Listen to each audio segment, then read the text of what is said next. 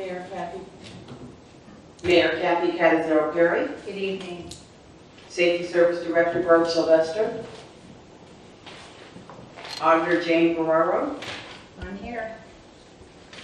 Law Director Justin Richard. Present. Civil Engineer Greg McHugh. Here. Economic Development Director Dave Maley. Present. Is there anyone from administration I missed? Oh, I'm sorry, Lori. I didn't go down far enough. Income Tax Budget Director Lori Panagiatis-Gora. Present. Is there anyone else? Oh, I'm sorry, Chief Mosher. Steve. Oh, okay, he's hiding.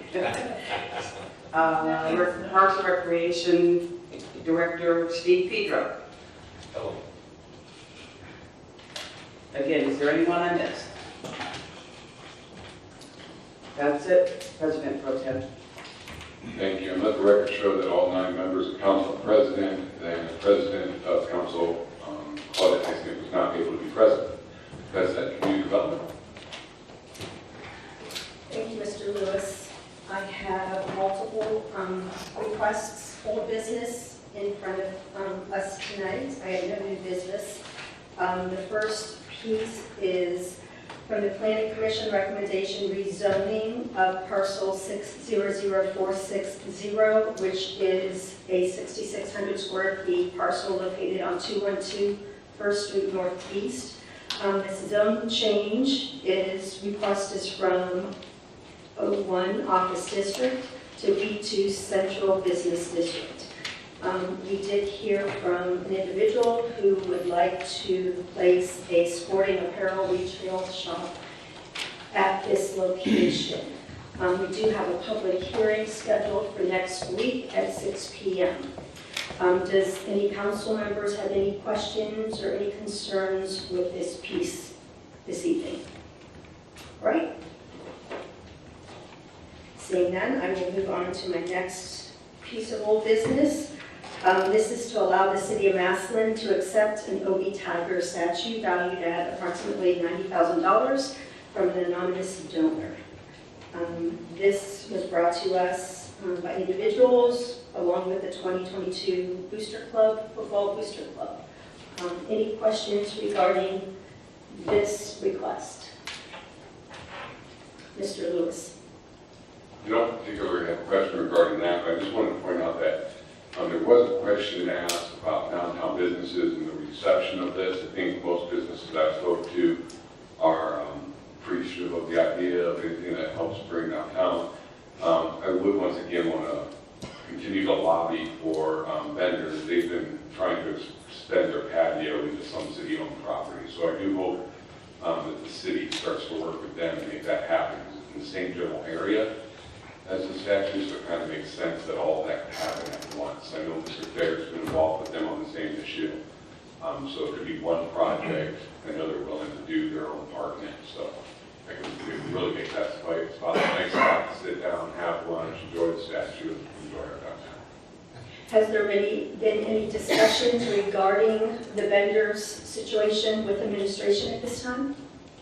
Yeah, I talked to Dave about it last week, brought it up, and everything, but nothing formally in front of council. Mr. Maley, would you like to come up and speak in regards to this or this request in front of us?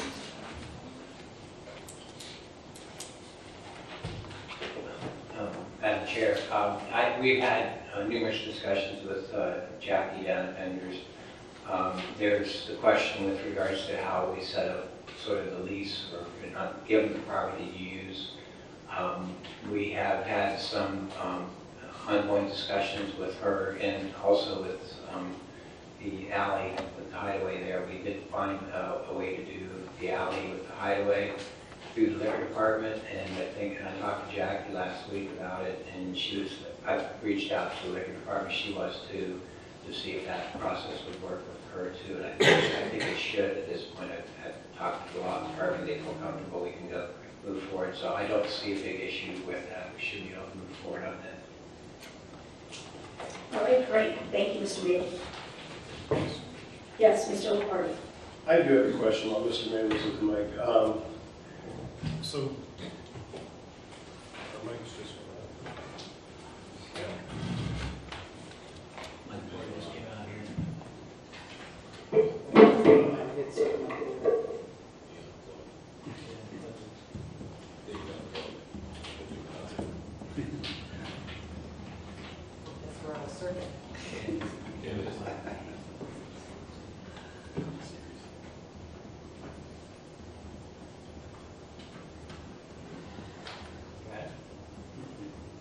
was there for a second. Okay, there we go. Not that I need a microphone, but we're dedicating a statue for the high school football team. We're going to give city property to that statue. And I think this is a great idea. However, in the future, should another booster club for another team or the swing band come up and want to do something like this, are we going to donate other city property for this, or how are we going to handle this? Because I think if we do this and give city property to it, we're actually setting a precedence. And I'm afraid that, you know, if this happens with a different team at our high school, we could be in a little bit of trouble. Have we considered this? I think it's council's decision here too to make that call with regards to whether you want to do this along with administration. So if you approve it,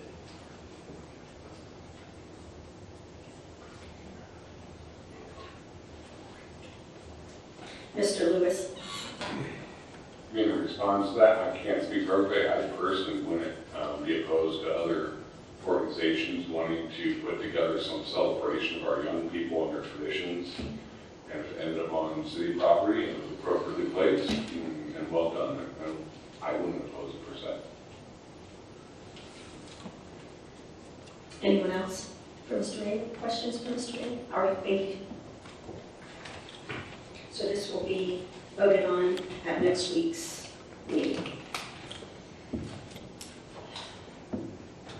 My next item of old business is Planning Commission recommendation rezoning request from RM-1 Multiple Family Residential District to B-3 General Business District. The applicant is Tim Kaufman from AKG Development. There are 4 parcels located on Lincoln Way East. Parcel 600764, 607402, 612594, 601670. And I believe we did have this individual present to council along with the Planning Commission. We do have a public meeting set for May 16th at 6 p.m. And I believe the discussion is placing a Starbucks at that area with using those 4 parcels. Are there any questions from any council members regarding this request? Mr. Gray. Just want to clarify, they're only going to use 2 parcels for that placement of that particular business. They're saving the other 2 for potential business development as well. But Mr. Kaufman is under contract with all 4. He doesn't have someone established for the other 2 parcels yet, at least not to my knowledge. Can administration confirm that statement?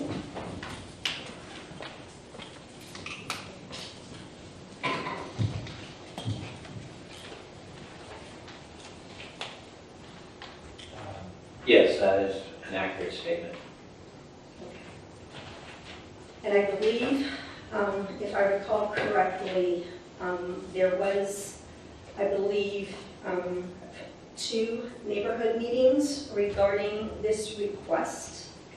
And No, they had, as per requirement for Planning Commission for an application, there's only 1 neighborhood meeting required. They had that 1 neighborhood meeting. The second neighborhood meeting was for 4 parcels down the street across from Fisher's. I did speak with one individual concerning this request, and the concern that was communicated to me was traffic coming from 24th Street. I know Dave and I, we spoke about this, I just want to get on the record. There is no light there. The residents leaving 24th Street onto Lincoln Way, either east or west, have difficulty at this time exiting that street.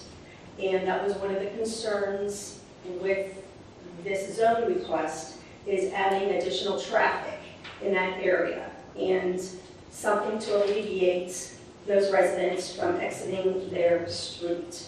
Can you speak to if there's been any discussion regarding traffic at this time? We haven't got a formal site plan yet. That would be part of our site plan discussion. I know that we've had initial discussions with the developers, and we anticipate that being a challenge. We'll do the best we can to alleviate any problems we have. We got to remember, across the street there's development going on across the street, so there's going to be more traffic either way. But we will. I know that's going to be one of the challenges we have. So with the formal site plan, what does that consist of, and who's included in those discussions at that time? The site plans are basically a plan that outlines the who's in it, the building superintendent, the mayor, the safety service director, myself, engineering, several people from engineering, wastewater treatment is represented, the fire department is represented, the police department is represented. I think I covered everybody that's part of the site plans. We go over the site plan, look at the site plan. The building department has comments. Each department has comments. If they have any comments with regard to, we address those comments before we approve the site plan. And obviously, traffic is going to be something that we look at. And who looks at traffic? Would it be The engineering. the engineering department? So they would take into consideration those residents that live on that street? Absolutely. Yeah. Okay, thank you. Does anyone have, Mr. Thurman?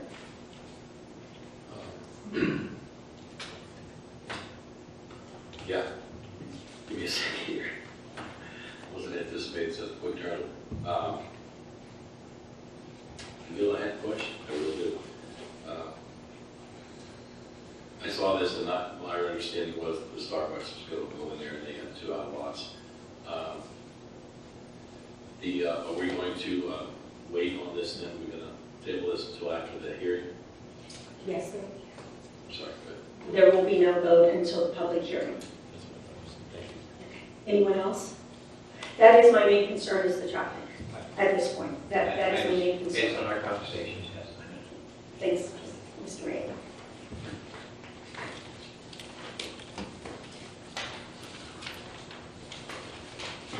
The last item of business is to allow the City of Massillon to enter into a capital improvement community park recreation conservation project pass-through grant agreement with the Ohio Department of Natural Resources. It is a grant with the amount of $500,000 to be associated with construction of a park and recreation or conservation facility. Fully described as the Massillon Reservoir Park/pad. I know we've just started discussions. I know I have received multiple phone calls from individuals regarding this request. Does any council members have any questions for administration? Ms. Parkinson. Thank you. Jill. One of my concerns, I'm for the /pad. I think it would be great for our community. I requested the mayor, I talked to her. One of my concerns is I wanted the size, looking at North Stipo, and the concern over the geese and the trees and a pool. I have a pool and trees and pools don't jive. So like I said, I'm very supportive. I'm just not real supportive of where we want to put it as North Stipo. I think we have a lot of parks that we can consider. I've been driving around and looking at all the parks. I know Wampler's a lot of hills underneath the ground. I don't really think that would be the best site. It seems like the further back you go in the park, the more likely you are to have vandalism in the evenings. So I think it should be in a very visual spot. North Stipo, you talk about children riding on bikes. Wales Road is an extremely busy road, so is Hankins. I mean, so you got the traffic, you got the geese, you got the trees. I asked her if she could show us some more in-depth plans as far as the size, because I don't think this is as big as Paul is. I think it's going to be. I know we have a park on the west side, Lawndale, which is a nice, big, even open area in the sun. That might be a consideration for to move with the splash pad there. There's also a community park, and everyone says that's a floodplain, but as you enter community park, before you get to the playground to the left, there's a ball field, and all that area is up higher. And I think, you know, if we wanted to put it there where there's already parking and existing new bathrooms, that could possibly be a place to put it too. I just think we need to explore that option a little bit more. But like I said, overall, I'm very supportive of it and just would like more details on it. I think the mayor is prepared to explain things a little bit more.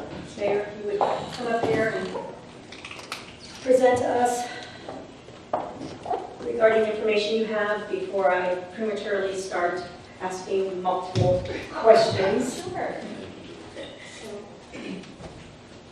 Well, good evening. So the splash park has been a joint project. It has not just been the administration. Steve and the Parks Board is very well aware of it, as well as some other items that I'd like to share with all of you tonight. Let's see first.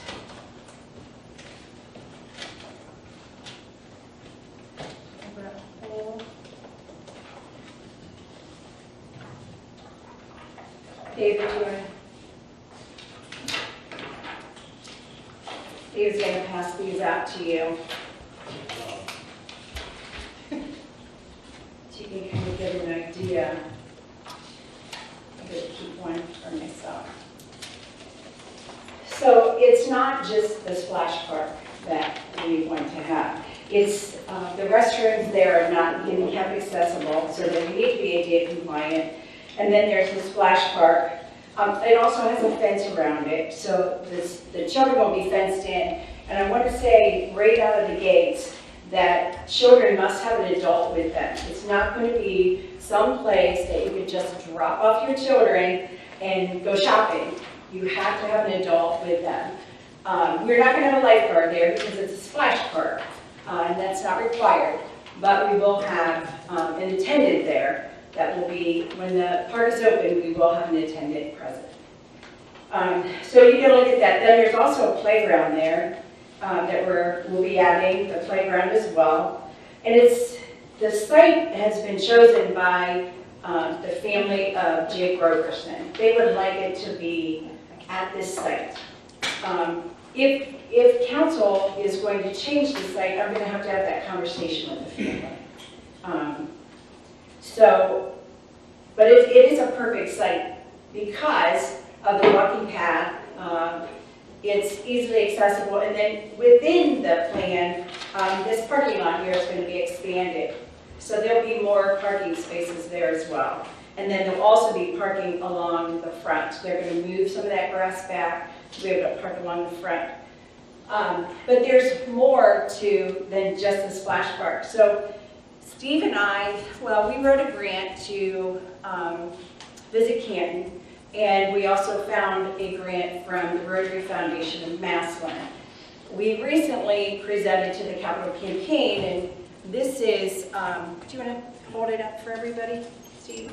This is a picture of the historic pump house, and we want to renovate that because it really is a cool story about the steam engine that pumped the water out.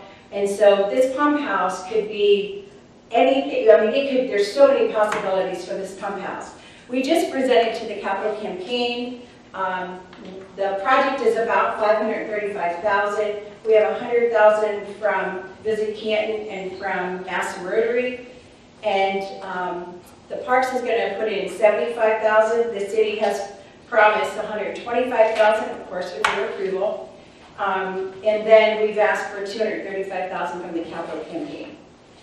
So this is really an important I mean, if this building, I believe, is at the tipping point, so if we don't do something soon, it's in the category of demolish in the future, and we don't want to do that. This building has such a beautiful story, we just don't want to do that. The tennis courts are there. This will provide new restrooms in the pump house as well, and so, you know, there's just so many opportunities. So now you have the splash park, you have the walking pad, you have the new pump house, which has, you can see on the back side here, a beautiful patio to sit on. It'll have cameras, it'll have music outside.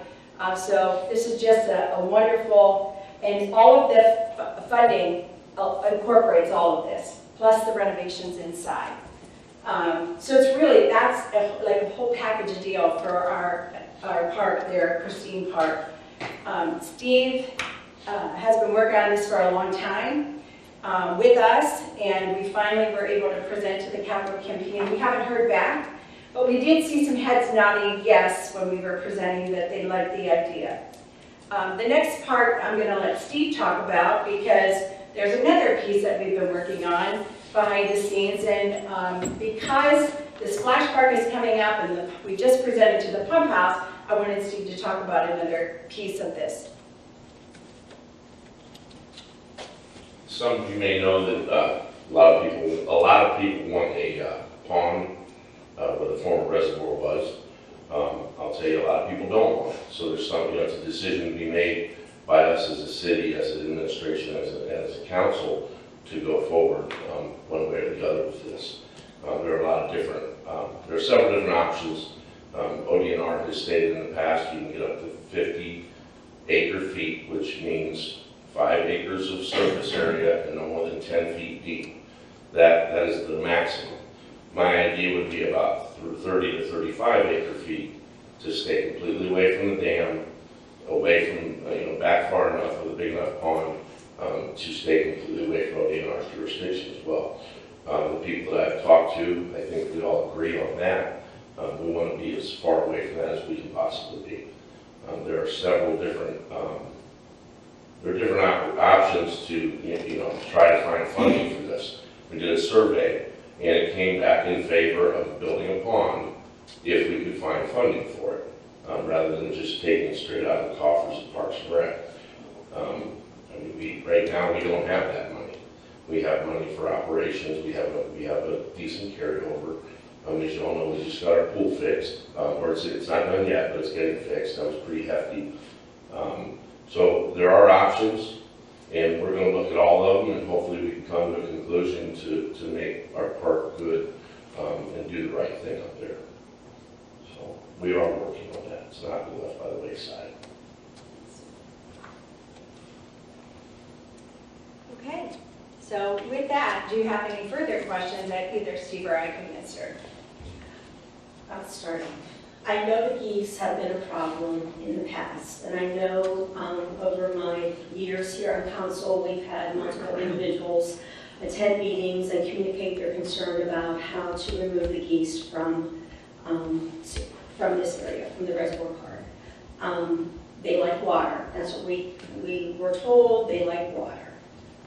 So I believe possibly the numbers have decreased since we do not have a body of water present currently. We just have the stream and the waterfall down there. What would be the impact of placing a splash park? And I don't know if it's going to be operational, at 11 a.m. And I know I'm getting ahead of the game, but I think these are questions that residents have right now. And I know we're just being asked right now to authorize moving ahead with this grant, but I think they'll start putting the pieces in place for people to start understanding the vision of this project, and I think it's a great project. I just want to be clear with that, but I think we need to have a plan in place. So what's the impact, do you think, of these geese coming back because of the water, and is the water going to be turned off, at 5 p.m., shut everything down? So during the summer, it'll probably be open from, I'm going to say 11 to 7, and then shut down, and it'll be locked and closed for the night. Steve and I have had the conversation that we believe that adding the pond that's where the geese are going to go, because I've heard people saying, well, what about the cleanliness of the geese? That is a factor. But when you have a pond, I would tell you, I have a pool in the behind my house, and they built a pond behind my house also. And so I was worried about all these ducks and geese coming. I've not had any problems whatsoever. They are in the pond. So I just want to share that with you. I don't know, you said you have a pool too. So those of you that have pools, you worry about are the geese coming to your pool. The pond is right directly catty-corner from my house, and we have had 0 problems with geese or ducks. Steve? Just to address the geese, you know, none of us like them, okay? They eat and discard 2 pounds every day. That's said to be what they do. They live in a wild habitat. You know, we've tried, they had a dog years ago. The dog ran away. Dogs aren't, and you know, we can all laugh at that. That wasn't a cheap dog. They lost that dog. It was like $1,200. You have to have someone take that dog home. It has to be trained. My family's allergic to dogs. I love to have them. We can't do that. We keep the path clean. We've spent a lot of money, a lot of time on that path. I'm not going to sit here and tell you the geese are going to go away. I get phone calls about the reservoir, and someone says, we want our reservoir back. You got to get rid of the geese. Really? You know, and then they say, right now, there's a lot of mosquitoes up there. We want our reservoir back. Well, you're going to have a stagnant body of water instead of a flowing stream. So there are a lot of pros and cons to everything we do up there. Whether we build a pond, we build a splash pad. The splash pad would be fenced in, and more than likely, I think, and my guess is, for the most part, the geese may stay. They're going to go in and get out of it. They don't like to be fenced in, obviously. I'm not going to say they're not going to go in there. That would be ludicrous. But I think, you know, it would be a part of what we have up there. It's going to happen. So, you know, again, we need to discuss that. Sir, yes. Do you envision that fence? I mean, I'm out there, like a very high fence I think around the splash pad? 4-foot fence, a 4-foot fence. It would not be very high. Maybe 5. I mean, we could go higher. We could go 8 foot, and you know, we don't want to put anything else on it, but we could put an 8-foot fence around it. But that's not going to guarantee geese are going to stay out of it. That might keep people that aren't supposed to be in there out of it for time, you know, when they're not supposed to be there. But you know, it's something, you know, we want a pond, we want to do this, we want to do that, we want to live with geese. It's our job, it would be our job as the Parks and Rec Department to keep it clean and make sure it's ready when we do open it. So I'm not going to lie to you, I don't know the answer to that. I've seen other splash pads, just north of here in Green. They've had some geese up there, but not as many as we had. They don't have a reservoir, a stream right next to their splash pad. So you know, a lot of things are going to factor into that. So there's a splash pad in Green. Have you contacted anyone from Green to kind of bounce some ideas from them regarding maintenance and the cost of maintenance and the health and safety, you know, with the geese and that 2 pound of waste in the splash pad that's now contaminating the water? You know, have you had those conversations with, you know, a municipality or Green, you know, whoever that has a splash pad to start forming our plan? I went up there to look at theirs. I cannot compare what we're going to do to theirs because I don't know exactly the size of ours yet completely for maintenance costs. You know, some of those could range from $10,000 to $50,000 a year, depending on how big you do it and what kind of features you have and how you either recycle the water or use new water. There are a couple options to do that. And those are clean ways. If we recycle the water, that is a clean, proven way. So I have inquired some of those things. I don't have all the answers because I don't know exactly how big ours is going to be yet. It wouldn't be fair for me to give you a cost estimate on maintenance if I don't know the answer to that yet. Once we figure that out, I think I can give you an educated answer for that. Is behind this project Right. and they're on board with that maintenance cost year after year. Yes, we did discuss, our Park and Rec Board voted to allow the city to seek funding for this, as well as the Roberson family initially. And we discussed that, you know, some agree and disagree, but if, you know, if we're going to be given something like this, we're going to have to maintain it. And we're all in agreement with that. I have more questions, but I'm going to open up to the other council members that have questions. Mr. Lombardi. Thank you, Mrs. Creamer. I would just like to go on stating that I would like to see a commitment to the pond before we make a final commitment to the splash pad. I am not in favor of the splash pad going in this park for the fact that the geese are going to be a bigger problem than what everybody's making it, I believe. Especially when the kids are gone and it's locked up. The geese fly, they're going to land in there, they're going to, do their business, and we're going to have, that's going to turn people off. That is one of my concerns. The other is I have not heard from one person in Ward 1 that wants this in the reservoir park. I've heard a lot of opposition to it going there. So I'm a big advocate on can we look at other venues for this, because it's, I believe, and I was having a conversation with somebody about this, and I can't remember who right off the bat, but they mentioned that this is going to ruin the serenity of Reservoir Park. Reservoir Park's a very laid-back, relaxed park. You've got people down there walking their dogs, some kids playing, on some of the play equipment and things. And they believe this is going to ruin that serenity that we have in that park. Especially if it becomes, really busy, a really busy place. The other thing is putting it all the way at the far northeast corner of Massillon. It makes it completely inaccessible to those kids in the southwest and the southeast ends that could probably benefit the most from something like this. And that's all I have to say. Thank you. Mr. Thayer. Thank you, Mr. Mayor. You threw out a good chunk of numbers. The original $500,000 is mostly going to be involved with the splash park in that area itself. Is that what I understood? And then you're seeking funds separately for the pump house, or are we talking about this as a... So 3 different projects. They're completely separate, but they all impact the other. Yes, well, that's what I was wondering. So right now, we're still seeking funds So, for some of the second and third yeah, so yes, projects. the answer is yes. So currently we have $500,000 that is in front of you to vote on from the capital budget from the state of Ohio.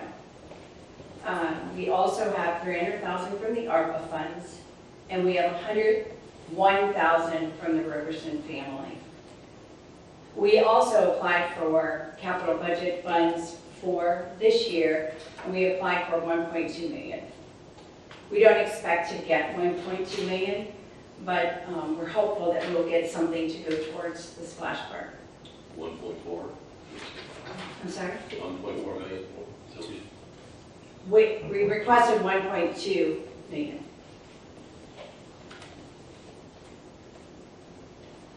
And again, this would be free to our families throughout the summer, and I think that's a very, very important piece of information, that our families do deserve this. They don't need to travel to Green or to, I think Louisville just had a splash park put in. They can stay right here in Massillon and go to the splash park. We're working on the funding. It's really been an exciting project. Especially for our families, grandparents, if they're watching young kids, they need something to do with them while they're watching them, they can bring them to that splash park. And like I shared with you, we went to one in Kentucky, and people stayed from the time they came at 11, and they stayed through lunch, and they left between 2 and 2:30 in the afternoon, so they made a day of it. So it's a nice entity to have in a community. So currently, I believe we have approximately $900,000 dedicated to this. and I believe, did we say there was like an estimated like $1.4 million for the splash park project itself? Am I correct? Correct. So we're seeking another $500,000 to cover the cost of this. Okay. So based on your conversation when you went to Kentucky, there were a lot of families that, attended this. I'm looking at this bubble diagram, and I see the playground, I see the splash pad, and I recall Park and Rec Department, they were going to build another pavilion. Am I? Over there. It's improve existing shelter Yes. and then retain existing shelter. So with this, with the splash park, is there going to be an area where families can place a blanket on the ground and sit and watch the kids? Is it going to be, I'm just trying to look at this diagram and envision what it's going to look like within the fencing area. So when you go in, and I'm just saying how it was in Kentucky, you went to the left when you came in, and there were tables, round tables with umbrellas all along the side. And those tables were snapped up very quickly by families, and they'd come in and they'd put their bags there, and that would be their table till they left. And there is space as well to put a blanket down and sit on the floor if they're out of tables. But the other piece is that we're going to renovate the pavilion. The fireplace, do you want to talk about that? Look, I mean, there are plenty of options for that pavilion. There's two pavilions, Yeah, right? let's talk about the one in the middle, okay? Mhm. The other one would be obviously cleaned up, probably painted. There's not really a whole lot we can do there. The concrete's good. We have good tables there. We can always get new tables, but the one out in the field or out in the middle there would be the one that would get the most work with this project. Maybe a fireplace, closing it in some on a couple sides. There are a lot of different options to make that. It's going to depend how the bid comes in, Joe. So, whether it comes in high, low, that's going to be, the amenities will follow that. Do we envision the splash pad being entirely all concrete, or is it going to be some green space also within that fenced-in area? I don't think in that exact area. I think that's all concrete, but the other areas outside of it will be grassy. And has Park and Rec discussed possibly a concession stand, if this is going to be, a venue for family to bring their kids to and for an all-day event? Is that something that you guys are considering? Anything is possible. I mean, no, I don't mean to say it like that, but yes, if there's an opportunity there, we would obviously want to take advantage of that. And I don't mean to say it like that either, but to offer a service to our people. Right. Okay? Instead of them having to leave. Yes. Yes. Some type of concession stand, whether it's something simple with drinks and popsicles and chips, or maybe hamburgers and hot dogs, depending on how it would go. I think we'd have to get a feel for that first. Okay? And that opportunity could arrive at the pump house. We just don't know. We don't want to say this is what's happening at the pump house. We don't want to say it's not happening at the pump. We just want to leave our doors open at this point. All right. Anyone else? Mr. Hurricane? Thank you, Mrs. Kramer. I'm in favor of the splash pad. I do question the location at the reservoir.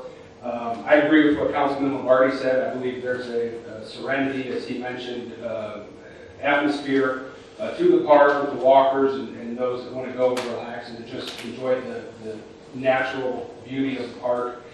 I think with the growth, as we saw as we did our redistricting, so to speak, with our wards and the growth on the west side, I'd like to see this laid out on a couple west side parks.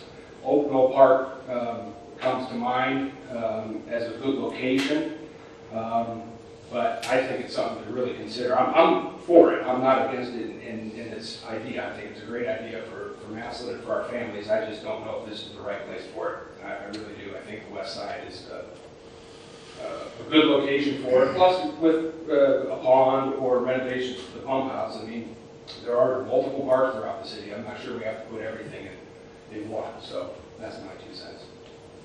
Thank you. Thanks. If we were, thank you, Mrs. Kramer. Wow, okay.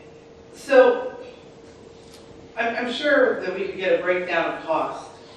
I think that we do need to put some money into North Sippo. I do support us putting the pond back and making that beautiful down there. I think we do need new restrooms and the playground and everything else, and I don't see why we still couldn't do that and put in handicap bathrooms and upgraded bathrooms and have all that there with everything we have, except for my concern is the splash pad itself. And I've been driving around and looking at the parks and everything, even the little kiddie pool. I can remember, down at Oakville, going down there. Oakville Park is Oakville Park because of all the oak trees in the history. And we have, so that's a huge consideration. And I don't think that would be a good site because of the trees. I don't want to take down the oak trees. Right. It's not that big of a park. And even when you rent that building at Oakville Park, there's the parking situation. When you're having a party, there's not enough room for people to park. But like I said before, I don't know if we could see a breakdown of the difference if we did all these except that and maybe put the splash pad someplace else. We would still need restrooms, and so. Absolutely. You want to have restrooms at a facility like this, and then there's also a little house where the pump, whether we're going to recycle the water or not. Right. So we're going to have that building as well, and that's where the maintenance equipment will be in there. And I'm not opposed to renovating the restrooms at Reservoir and maybe looking at another site, but I need to speak with the family. And I also would like to really take a better look at the parks on the west side. I know somebody mentioned Lawndale. Okay. So and that's a flat area as well, mostly flat. So that might. Do you know approximately how many feet the splash pad itself is? And then how much, well, you can almost tell it for the playground. Lewisville did get one.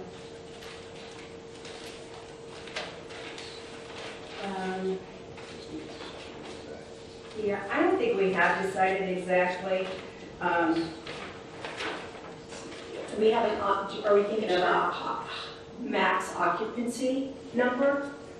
Let me see on here if we had max occupancy at all.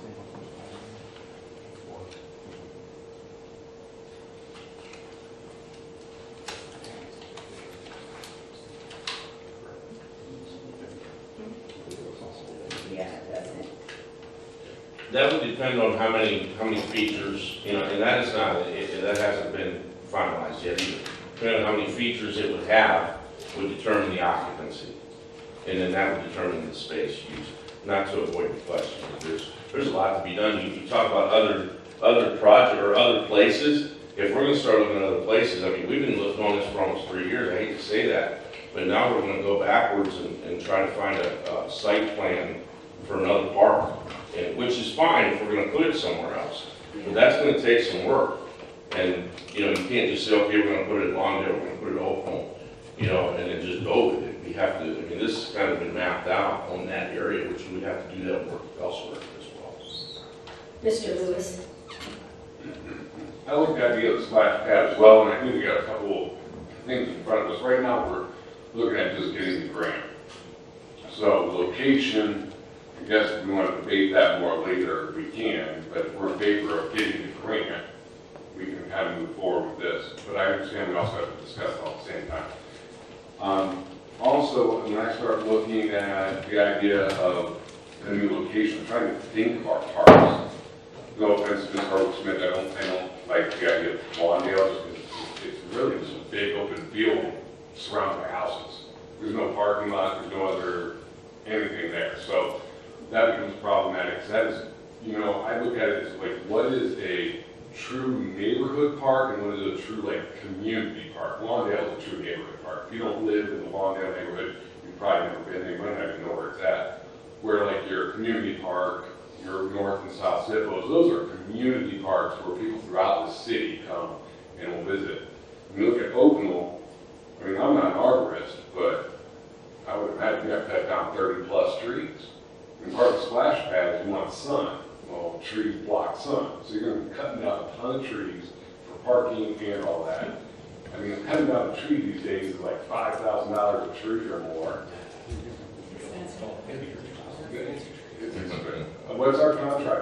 fair. Wow, that just rises throughout the Yeah, I'm telling you, it's like 5,000 a tree, I'm not kidding you. It's expensive. So you're looking at a couple $100,000 just to remove trees. And then, because of this, it has to be a park that has plumbing. So you can't just put somewhere that doesn't already have plumbing, otherwise we're gonna have to be digging up trenches and tying into the plumbing network. So that eliminates our North Sitlo has plumbing, it has an open field area, it already has parking. I'm okay with thinking about the area, we just don't know another park that's suited for it. Community park, where you suggested, has no plumbing. The plumbing is all the way on the other side, so they have to put it over by that pavilion in order to be able to tie in. I think that's some of my concerns with it. Community park might work, North Sitlo would be the other option. I don't know where else would work. Mr. Hurricane? Thank you, Mrs. Creamer. If we accept this grant, that gets us to $900,000 out of the $1.4, $1.5 million project total, right? So I would hope that we're not going to start breaking ground on this until it's completely funded. Is that correct? We will not. We would like to go to design soon, because we can use those funds to go to design, but we wouldn't start this project until next year. Okay, so just like the mayor said, we're $600,000 off or so. There's plenty of time to secure the additional grants. I think hopefully if there's some, cooperation among all parties, we can look at this in that interim and say maybe there is a better site. Maybe there's not. I gave my 2 cents, everybody's allowed to do that. But I guess keep in mind, it's not like we're going to do this by the end of the year because we have a long road to go to get the additional dollars. If I may, I'm sorry. You talk, community park is ball field, and it's out of the way. You got to think about something like this, and it may be difficult in Hankins and Wales. I do agree with that. But community park, everybody has to drive there. There are no kids riding their bikes at community park, not very much, except the ones that come out of my neighborhood through the yards of the people to get to the park. So, I think, we can talk about it and whichever way it goes. But I want you to, think about that for community. Oaknall, you gotta take some trees down. We're planting a lot of trees this year, so we can, it's an option, not saying it's not. Lawndale, I didn't think of that one. The city tried to sell that some years ago and didn't go through. But, I guess there are options to discuss, but we need to do it the right way with the families involved, as the mayor said. I'm sorry, did you say approximately how big the splash pad was? 4,500. 4,500 square feet? Yes. And that's just the splash pad, not counting the playground? Okay. And then I did want to, David did share with me that, if the site location should change, we would need to request that from the capital budget as well, that group, that, to change the site.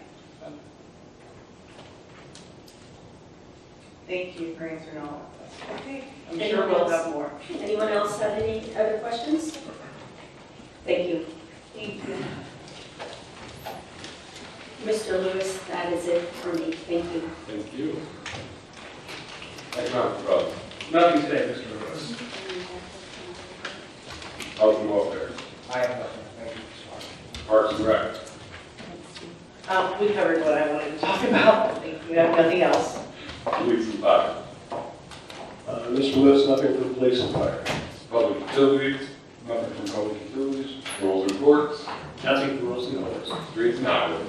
Yes, sir. We have 4.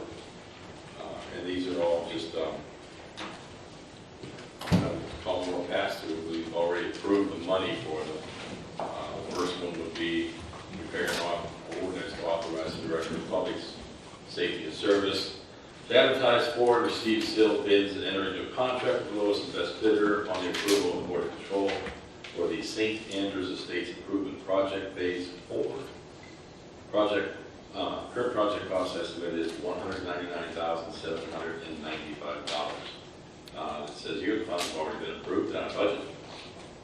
We want to get this through on emergency so we can get some the bidding process going and get some stable pricing and begin as soon as the weather permits. comments on this? Yes, Screen. I just have a question. This is phase 4. I believe that phase 5 would be Veterans Boulevard. Can someone from engineering confirm that? Because that is the remaining street pavements that needs a lot of help right now. Good evening, thanks. Yes, veterans, we looked at doing phase 5 for next year. But Both sides.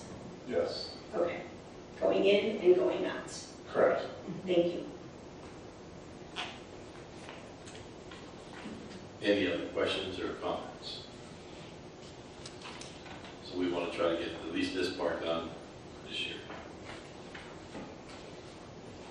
If there's no further questions, we'll have this on the agenda for Monday. The next one is similar. Please prepare an ordinance. Yeah, you probably want to stay there, right? Authorize the Director of Public Service and Safety to authorize or advertise for and receive sealed bids and enter into contract with the lowest and best bidder upon the approval of the Board of Control for the Castle West Estates Improvement Project, Phase 2. Current project cost estimate is $174,980. And again, these were approved in our 2022 budget under the under drain project. And we have emergency language here. Any questions on that? Yes, Mr.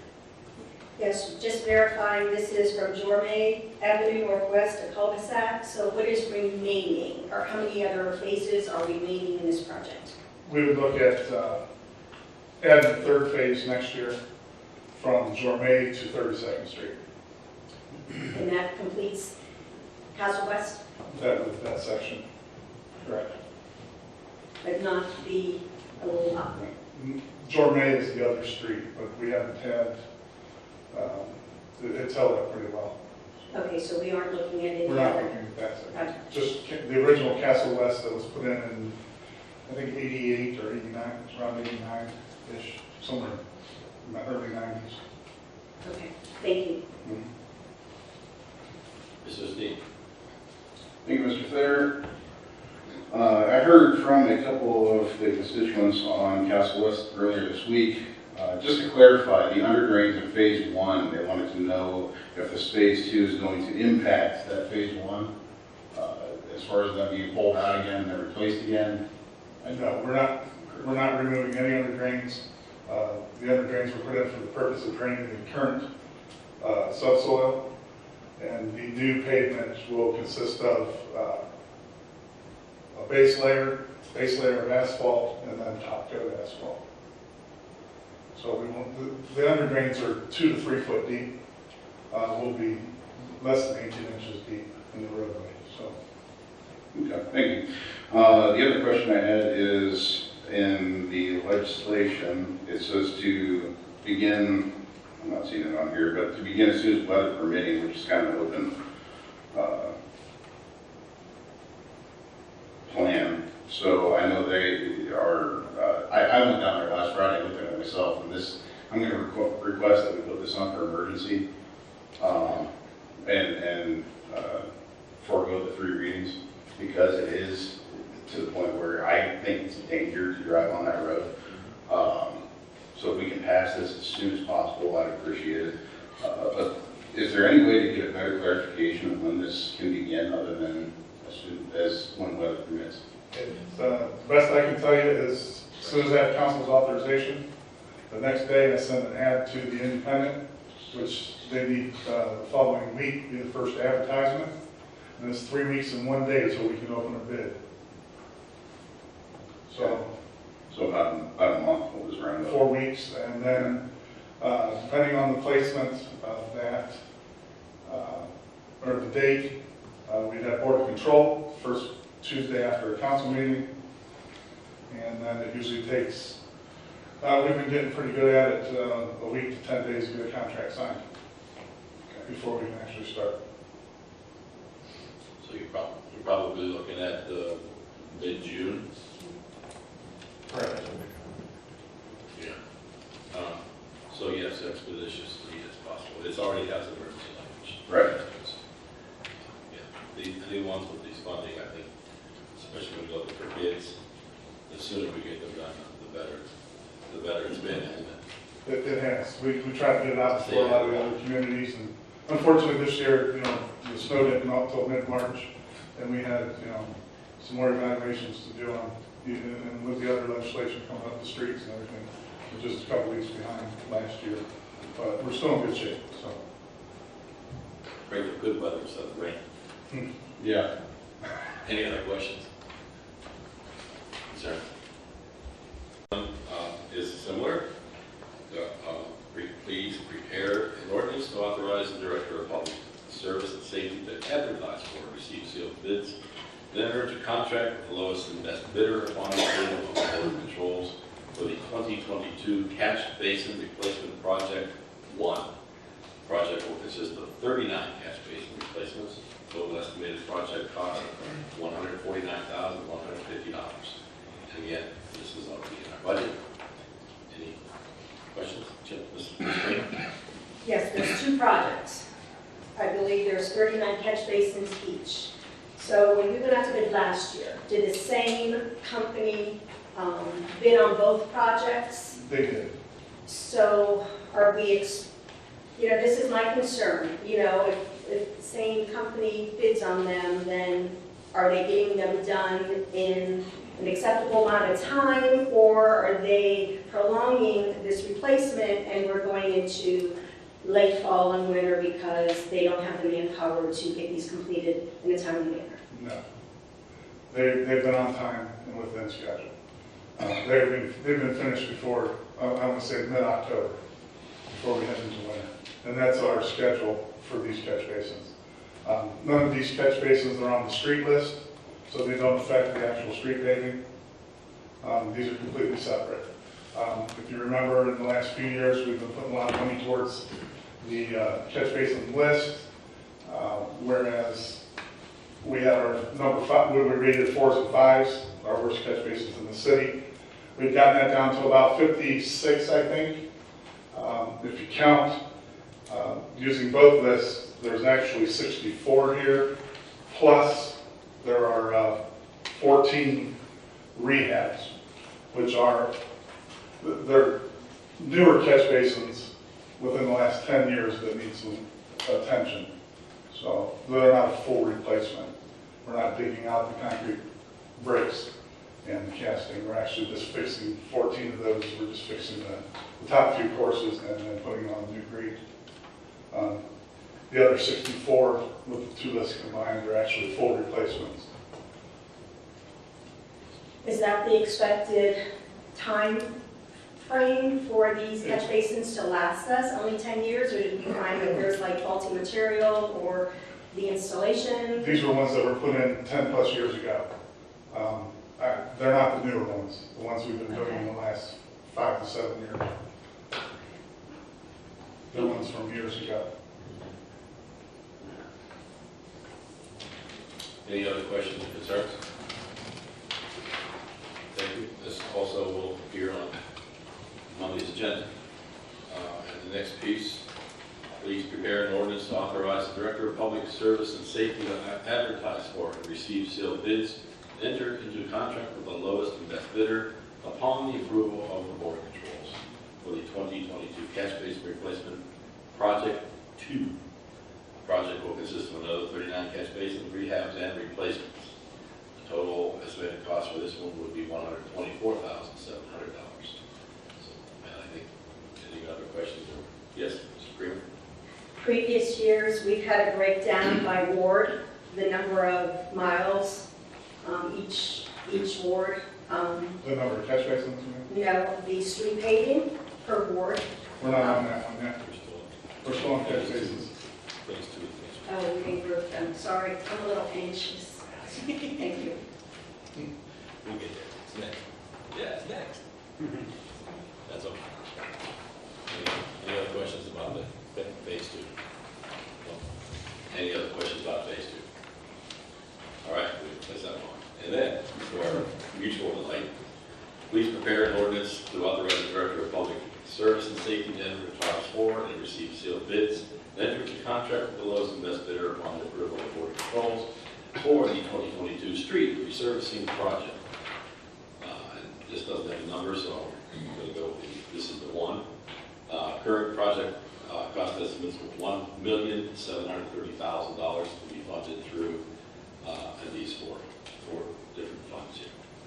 And I believe this one does have a list with this.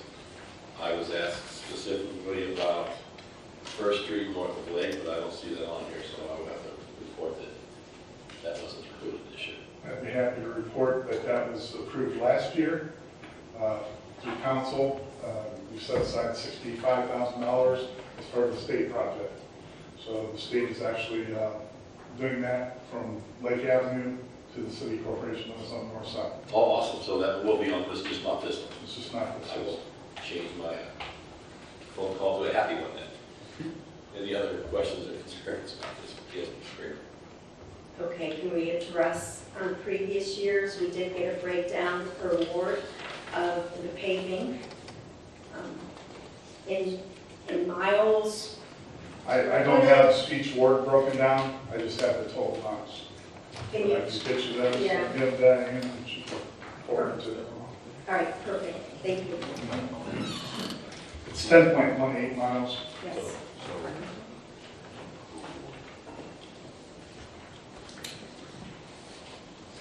Any other questions? Any other questions, concerns about the street project? That's all I have, Mr. Lewis. Thank you. Very well done, Mr.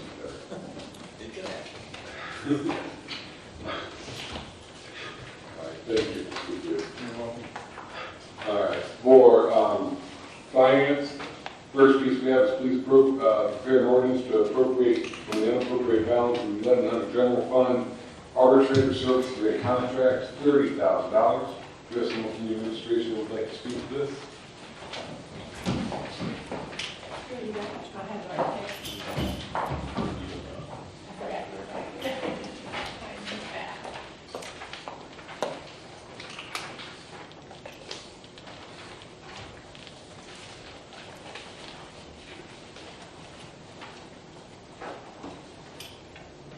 Good evening, everyone. Yes, we're asking to appropriate $30,000 more into the arbitrator services and contracts. A lot of this is due to our collective bargaining all comes due at one time. So we had fire, police, streets, and wastewater.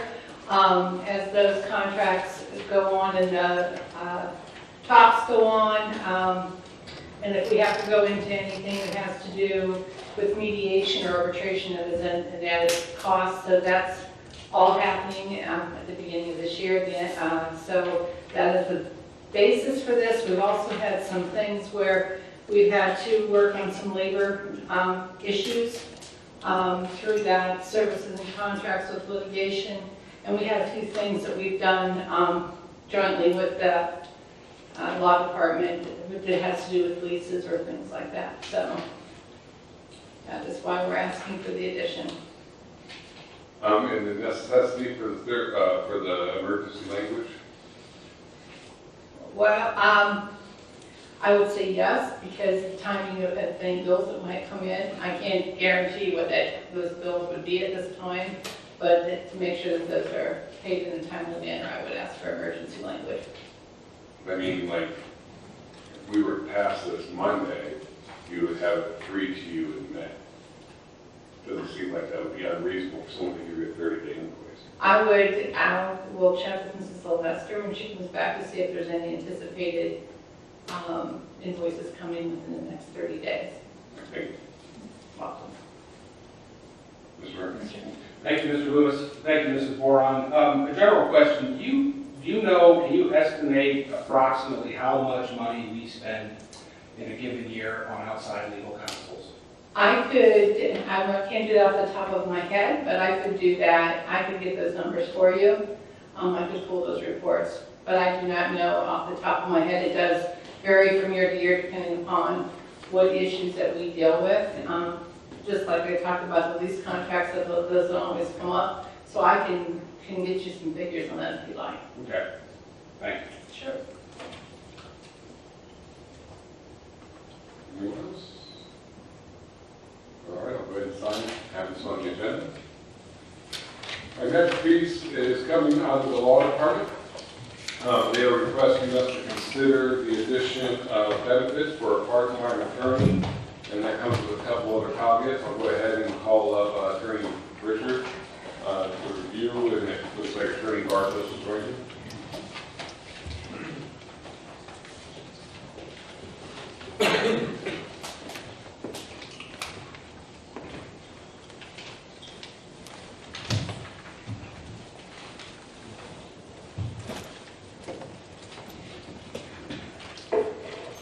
Law director's a bit under the weather, so I'll do the speaking for him. All right, thank you. So, Yeah. sure. So you have a long memo there for you. We could have gone much longer with this subject, but the gist of it is, if you recall back to our budget discussions, we talked about how Attorney Fry would be vacating the position of Assistant Law Director that was previously existing part-time position. And the discussions with Gary were frankly economical. He has a private practice, he's a sole practitioner.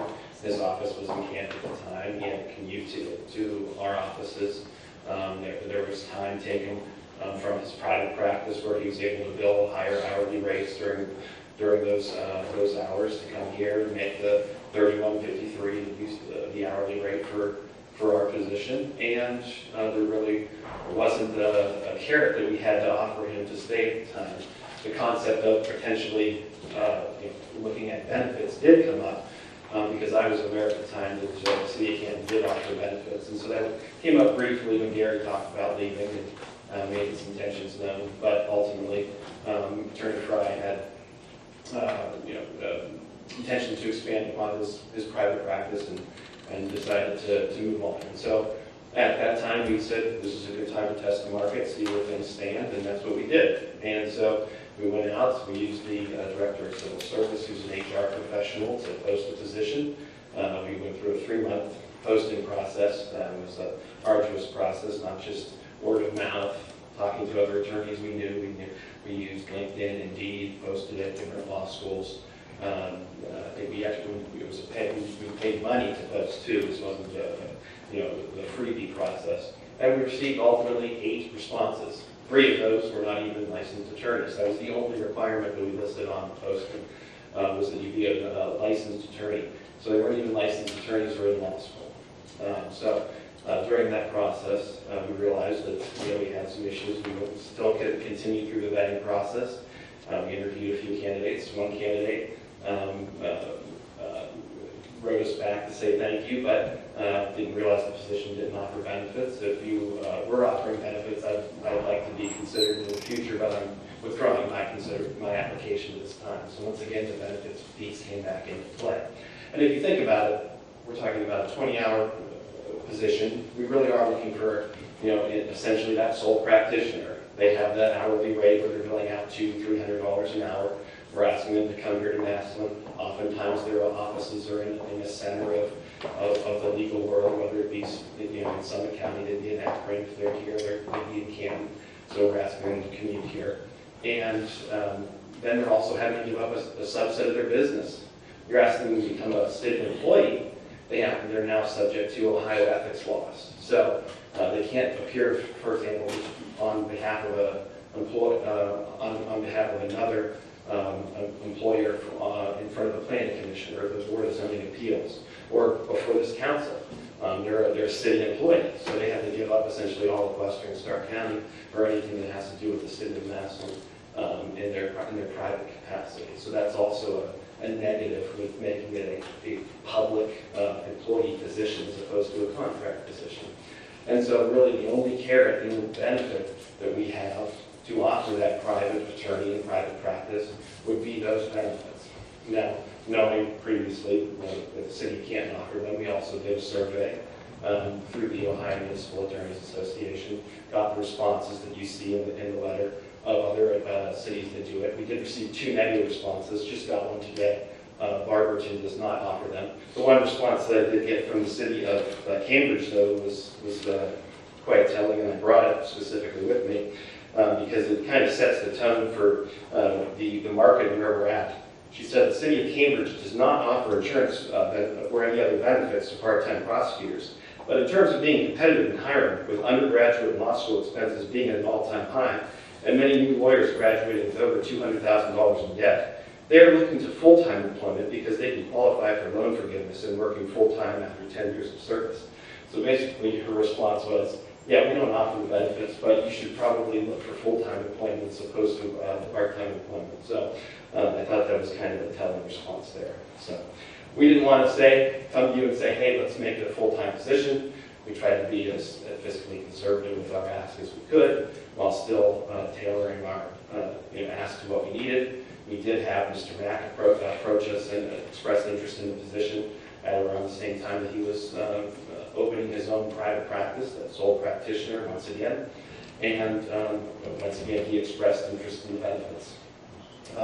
He was willing to start and give us help with that backlog of work that we have. If we could have said, hey, go to council first and address this issue, and if you need my help, bill me out at that $350 hourly rate that I have in my private practice, and I'll help you while you run this through council. But given that Mr. Mack has a long-standing relationship with the city of Massillon, has represented us in a number of prior matters in the past, he felt like he was willing to start in the position while this was pending and while we were working on bringing the request to council. And so since that time, it's been a great help. We've gotten through a number of items that were on backlog. We've already recovered for almost $4,100 in a foreclosure matter that we had some low-hanging fruit, and he was able to help us with that. And so things like that are just going to continue if we're able to keep him in the position in full. But regardless of what we do, we are going to have to do something, because right now the market seems to indicate that this position, as a 20-hour-a-week position with no benefits, is currently not competitive. On the other side, Justin could tell you we had a criminal position still open right now. The individual who had the least amount of experience in our office, in fact, his only experience was with our office, was making around $50,000 a year. He had 2 offers to leave for $65,000 and $80,000 a year. So you can see how competitive the market is right now. And if those are the offers that our people are getting to leave, those are also the offers the people who we are trying to recruit are getting outside of the city of Massillon. So I'll open it to any questions that you have. Well, I absolutely agree that the market is very competitive right now. I'm not surprised that non-lawyers apply. We just had a job opening that I had at my day job, 25 applicants. All you need was a bachelor, 10 of them didn't have a bachelor. So I think that's commonplace in every field right now. People are applying for everything. I do have some concerns, and we do have the auditor here as well. I'll note the auditor did not sign this legislation. Some of you may have noted. One of the big things that this is requesting is that we would have to change or make an amendment with our insurance company that does not currently allow for part-time employees to be able to receive benefits. So we would open that. I am concerned with that amendment because I think that opens a door for other part-time employees in the city then to start either collectively bargaining or requesting benefits. I know this specifically says lawyers only. I find that could be somewhat prejudicial. I will also say, and this is, I'm sure, not intentful, but as presented, I don't know if I'm comfortable moving forward. Only because we did introduce Attorney Mack's name, and I feel like that could be seen as potentially muddying the waters given his relationship in the past. I think people could look at that as either prejudicial due to biases against him or for him due to his work. So typically we do not put people's names into legislation requests, and we keep the personalities out of it, and we want to keep it specifically position based. So that's just my other concern that I have right now. I'll open up anything else or any other questions. Mr. Lombardi. Mr. Lewis, I agree with you wholeheartedly. I do believe that this opens a door for any part-time position in the city to start, they could, through litigation, whatever, say, hey, if they deserve part-time benefits, then I deserve part-time benefits too. That's the reason we've kept our part-time positions where they're at, because they are part-time. They don't offer benefits. I think that the law department should look at a different avenue for this altogether. If they have any way of working this into a full-time position or justifying a split position between the two, I just think it would probably be better off for the city in general. Ms. Krieger? I'm glad you stated the number of hours, 20 hours, because I believe 30 hours, you then benefits are available. So is that something you've taken into consideration, and you chose not to go 30 hours and chose to stay at 20 hours, knowing that we don't offer part-time benefits at this time to employees? Fine. I was just going to say, we didn't want to come and say, hey, let's, ask for more time and benefits. We wanted to stay as conservative as possible to begin with. Say, it's a 20-hour-a-week position. We know that we can be competitive with the benefits. If the consensus of council is that we're worried about a slippery slope, I would argue for the slippery slope argument. If future asks, the simple argument to that would be, did you do what the law department did? We approved, if it were approved, did you do what the law department did? Did you test the market? Did you spend 3 months, looking for positions? Or is it simply, a request because you want to give all part-time people benefits? So the slippery slope argument, you can go both ways. But as far as the part-time permanent question, we can definitely use the time. If that's something that's interesting to council, we'd be more than willing to amend this request and simply say, let's make this position part-time permanent and go from there. And then the benefit issue is a moot point. But we didn't want to come to council and say, hey, we need to make this 30 hours and add benefits. That was something that we wanted to avoid unless council said that was their preferred route. So based on my calculation, this wage would be a little over $32,000, like almost $33,000 would be the salary of this individual. Have you figured out how much it would cost in benefits? It's a position that's for the individual. It's going to be a individual plus a family. Well, not family. I don't know if we call it family or if we call it with children. So it would be with children. So yes, it'd be an additional. It was about. Just it was about 15. I'm sorry, can we just have the number for family? Again, this is why we don't introduce personalities. The question is, what is the max exposure? I think it was around 15,000. For family. Yeah, and I think the auditor. The auditors. Yeah, well, that's what I wanted to kind of keep in mind, the dollar amount for the salary, and then on top of that, what the benefits would cost just to Sure. Right. And I know you mentioned personality. Once again, we wanted to be as transparent as possible. Also, I was reviewing some previous ordinances in the past where I found personalities in the ordinances. So my apologies if we ran afoul of any rules or unwritten rules of council. But we're trying to be as transparent and as open as possible. So. Mr. Baird?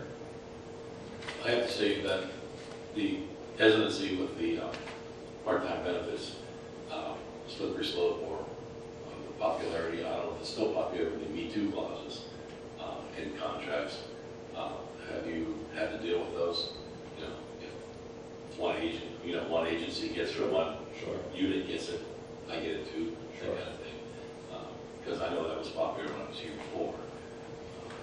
Sure. Well, this is a benefit to a non-bargaining unit employee, so I don't believe this would apply to any of the labor agreements. We can, definitely confirm that. Usually the B2 clauses apply, for example, when you have a blue and a gold unit, and the one unit says, whatever the other unit in our department gets, we get the same thing.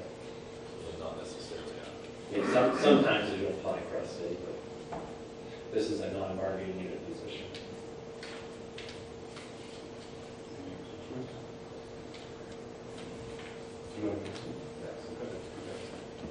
I apologize, I'm not in the best of shape, but the one thing that was talking about was a slippery slope, not offering benefits to a 20-hour employee. Fact is, the city has done that for over 20 years. Elizabeth Buick was is an attorney. She was a 20-hour attorney paid by the clerk's office to do find probable cause. And so whether or not, however the contracts existed, she received both health and other benefits, vision and dental, for at least the lifetime of Mr. Meyer's clerkship. Prior to that, and I can't recall the individual's name, there was another person that sat in that position as well. So this is not a slippery slope. This is exactly what we've done before, and we're just asking for you to do it again. Thanks. Ms. Brown, would you have anything that you want to comment tonight? Oh, yeah. Can I ask?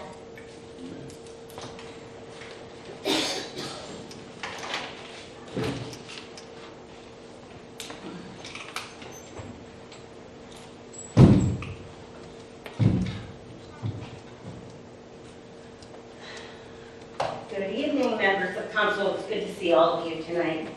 I wanted to tell you real quickly what my role as the auditor is in the city of Massillon. I take care of all the payroll. We take care of paying all of the bills. We pay the debt. We balance on with the treasurer. She's the one who receipts in the money. However, we do follow up and make sure that all of the monies are going into the proper accounts. We take care of all the capital assets, and we pay all of the bills. Also, under the auditor's office is employee benefits, and we take care of all of that. So saying that, when I received this piece of legislation from the law department on Friday, I read it over very carefully. And, well, I'm going to back up 1 minute. When legislation comes to my office for finances, what I do is I look at that piece of finance and I tell you whether or not we have the money in the coffers to pay it. So when you see my signature, you know that we have the money to pay those things. Now, this particular piece of legislation asks for finance and it asks for employee benefits. So I didn't know how to write half of my name on it. So I just chose not to write any of my name on it. The law department does have enough money in their budget to pay for insurance benefits as they are requesting. And I also want you to know that we have Medical Mutual as our insurance carrier, and we have ASME who takes care of our eye and our dental. We have 2 separate agreements. Under the Medical Mutual, they do allow us to cover anybody at 20 hours. So that's permissible. Under ASME, that contract is a participation contract, which our safety service director, she signs. And so I would respectfully ask you to wait until next week because safety service director is on vacation this week, and she doesn't know about all of this that's going on, and I think she needs to have some input in it as well because she's the one who signs it. Okay, I did talk to ASME. Now, anybody who works full-time, that's all directed by our handbook. And our handbook says you have to work 30 hours a week in order to get benefits. Everyone who works full-time has to enroll in eye and dental. It's a no-brainer. It's in our contract. Ever since 2015, that has been language in our contract that anybody who's hired as a full-time employee has to take eye and dental. Okay, so after I received this legislation, I tried to get a hold of ASME to ask them what their position was because their contract clearly states 30 hours a week. All right. They said, yes, we can amend this contract. However, if we amend this contract, then anybody who's hired between 20 and 30 hours a week has got to have eye and dental. Did I lose you? Do you get it? Okay, good. Now, I'm going to tell you, I have a very high regard for the law profession, and I have a very high regard for people that work in our city 20 to 30 hours as well, that do not have a lot of. So I think we are somewhat opening a can of worms here. It's not up to me to make that decision. Just like you make all the decisions on how we spend the money, I do what you tell me to do. And when you make a decision on this, I will do what all of you tell me to do. So if you have any questions, I'll be happy to help. Do we have any questions for Ms. Farrar? Mr. Thayer? So it sounds to me empirically that whether or not we think it will cost us, it will cost us. Well, it's definitely going to cost us, and I can tell you But I that, mean, the gap on the budget is still in the 20 to 30s. is it fair to do it just for lawyers? That's my question to all That of was the you. essence of mine also. Right. Yes. And that's where I want you to be open-minded about it, because I think that we're opening ourselves up to problems if we do that.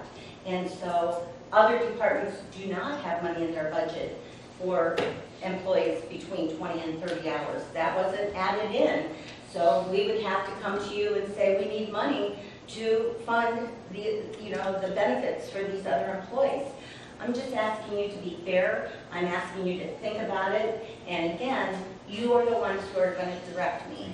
And I'm not here to debate with the law department. What they want, they can ask for, and they have every right to do that. I just want you to know that the position in my office, and it's going to be tough with Ask Me. That's going to be a hard one. Medical Mutual, not so much, but Ask Me is going to be a very difficult one. Thank you. I'm sorry, yes, Ms. Smith. Oh, I'm sorry. Thank you, Mrs. Burke. How many part-time employees do we have that do not have insurance? Between 20 and 30 hours. We do have a lot of part-time people that work for the Parks and Rec and in the golf course that they don't even work 20 hours. But we have about 25.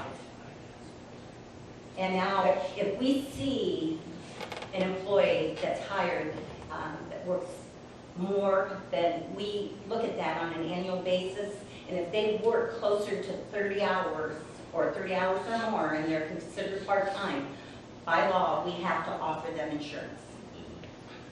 Do we currently, I don't have insurance in the city, obviously, so I'm just asking, do people pay it out of pocket or for their insurance in the city? Because I know a lot of organizations, I work at a hospital and they provide insurance for part-time employees, but it's a lot more. But it is provided, but they do have to pay a higher deductible every pay. Say, full-time, if you're full-time, it may only be $50 a pay. If you're part-time, it's like $85. And those are just numbers, that's how it was like running even. Well, if an employee gets insurance on a single policy, they're going to pay $97.38. On an employee. A month? A month. Okay. An employee's spouse is going to pay $214.24. Employee children, $175.26, and family policy, $301.92. And then we have dental and we have vision. Now that's very minimal. That's only it amounts to about $15, $16 a month. It's not a lot. Ms. Green? Is our Ask Me contract a year contract or is it a multi-year contract? It goes until December 31st, 2023. And how long have we had this carrier? Because I don't know, do other carriers have that same stipulation in their agreement, or is it just Ask Me? Oh, has Ask Me, we've had stipulation Ask Me. with 30 hours requirement. Do you remember, Ted, was it here when you were here? Did we have Ask Me? So that's been a long while ago. We've had them pretty long. We haven't had Medical Mutual that long because we used to have Hometown, when Hometown was here. But we have a healthcare panel that they sit and they negotiate all of these fees and things like that. And right now, we've got a really good program with Medical Mutual. It's a great program, and the coverage is wonderful.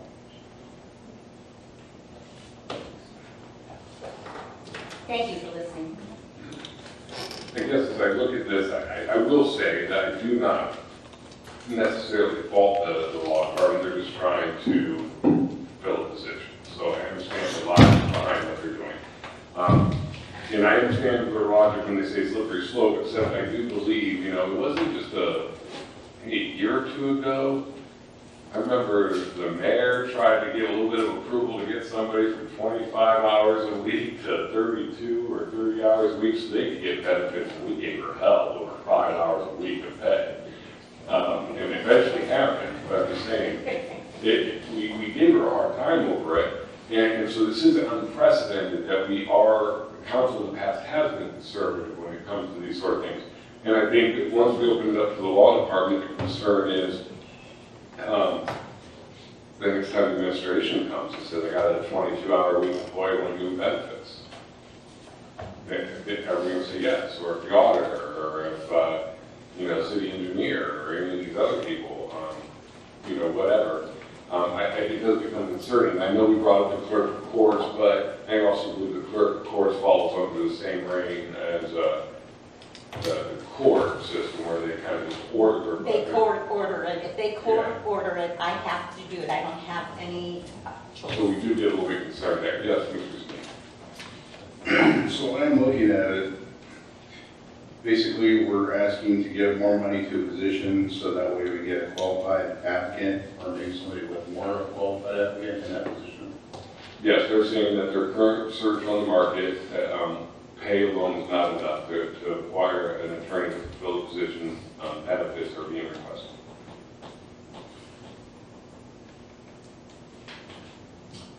Thank you, sir. Is this position, is there a need, and could we afford to just make it a full-time 30 hour with the minimum hours, a 30-hour position? And they said that they would be happy to have more hours. If there's, then we wouldn't be violating, and if we could afford it, and if there's a need for it, it would make it. As they come up, before we get rid on the road, I want to just, the other part of my hesitation, put it all out there. 4 years ago, we had a part-time law director.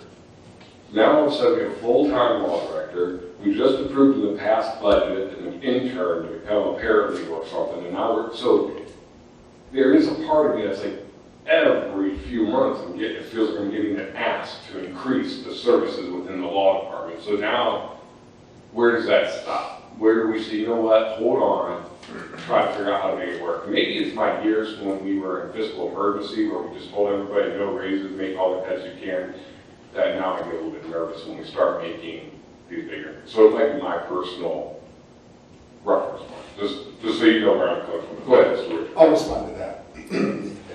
We can either, right now we pay Evan Mack approximately $37 an hour. When he was working in his official capacity, we paid him and his firm, but he specifically billed our city for over $200,000 or $300,000 for the last years. So now I've renegotiated that contract for 90% less than what he was billing the city. Whether or not it comes out of the general fund or it comes out of ours, which we're not even asking for additional money, we just want permission to do what she's allowed an attorney to do for 20 years, which is paid their insurance, paid AFSCME, paid, and we just want to be treated the same.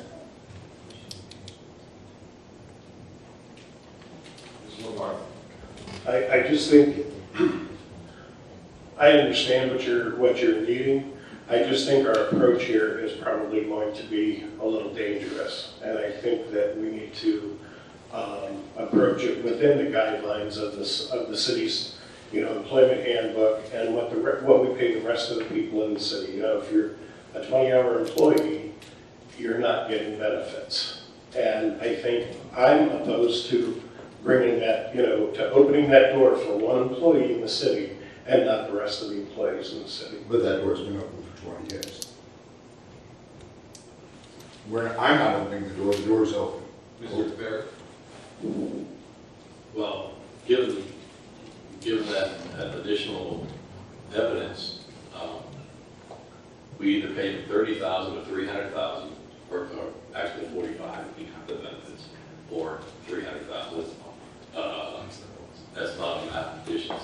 Yeah, right there. But I will say that the satisfaction of the city, that was like this misrepresentation. We didn't pay paying Mr. Mack that. We paid, No, we paid Clackus that because the law department wasn't able to make that negotiation over the hospital. Mr. Mack was an employee of that law firm. No, I understand. So, I mean, it's not like we're getting the same services. It's a different service from a similar person.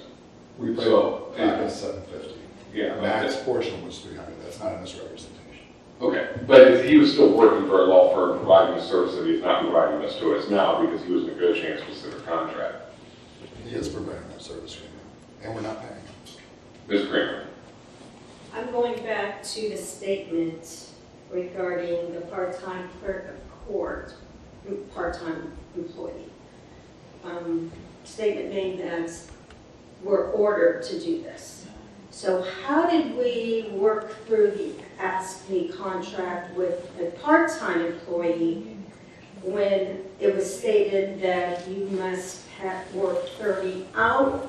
How did we work through that process? Because that just doesn't, yes, we're ordered because they're an employee of courts. But how did we work around the contract, the verbiage in the contract? She only got insurance. She didn't get IMDET. So She wasn't ordered either. So it was, okay, so we're hearing from the gallery that she was not in order, so it wasn't court ordered, and she only received insurance, not INF, just for the record.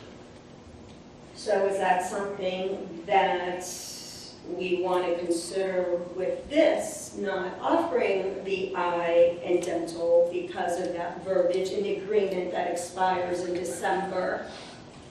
And I mean, I'm just throwing it all out there, since this contract expires in December, if we're able to offer something, medical only, something to think about, something to consider.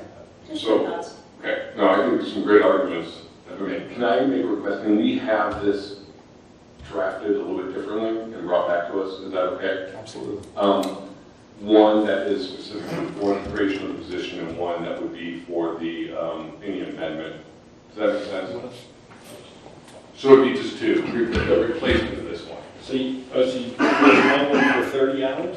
No, the 20 hours with the 20-hour attorney with benefits. 20-hour attorney with benefits. And then the other piece is amending our ASME contract with. So you want it split up as well? Yeah. Okay. So that'd be two separate issues. Okay. If we can do that, if possible. No, we can split that up. And then we can, in 2 weeks, rediscuss and have those discussions on those merits. Okay. Because I think and I would the point that Mr. Richard brought up is a very big point. Yeah.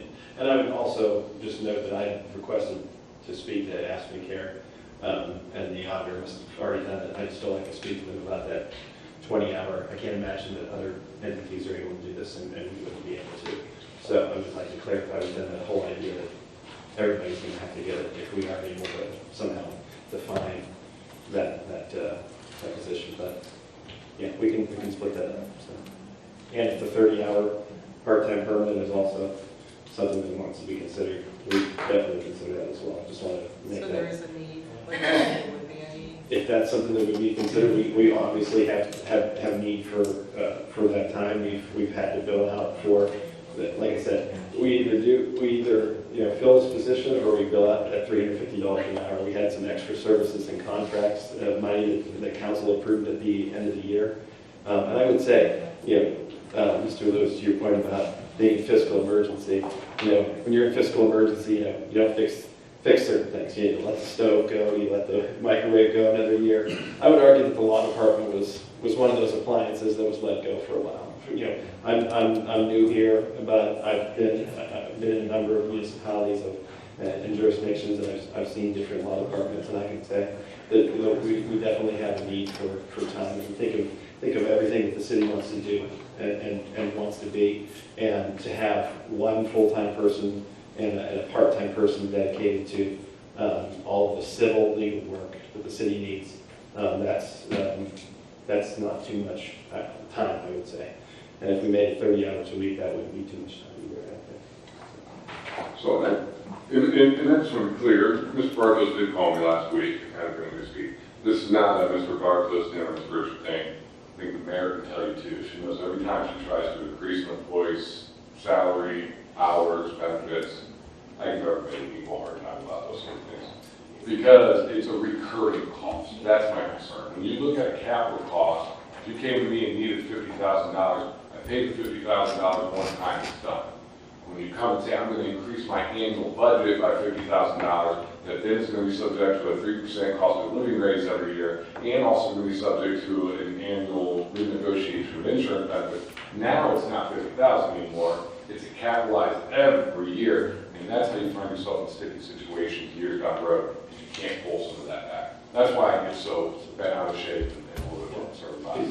But if we could just draft them up in those two different forms, at the 20, if we decide we want to go to 30, we can always amend that. And then it would make the other one move, because if you had 30, you wouldn't have to amend. Yeah, if that's the way we want to go. Well, let's get the two version. Happy to do that, and thank you all for the discussion and consideration, because the last 3 months has been especially trying for the law firm, as you can imagine. Thank you. Thank you. All right, let's move on to the next piece, which, wait.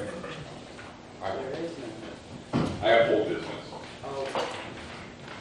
So we have, you left us. No, he's right there, okay.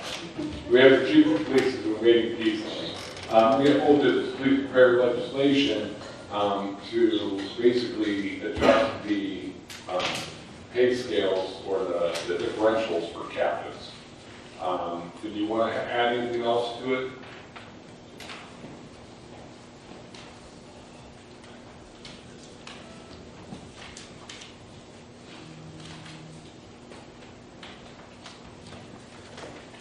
Good evening. Yeah, like I had said before, historically, the captain's pay rates have always coincided with the lieutenant's pay rates. Going back pre-2019, they were both at 7.5% differentials. In 2019, they went up to 12.5%. 2020, 13%. And the lieutenants with the last contract will be at 14% in 21 and 15% in 22. We're asking that you create the same differential for the captains. And I figured it out. In 2022, this is going to cost $806 per captain for the entire year. Total of $1,612. 23 and 24, it will go up slightly, but it's still a grand total over the 3 years of $8,500 for this to keep the same parity amongst the captains that we've historically had.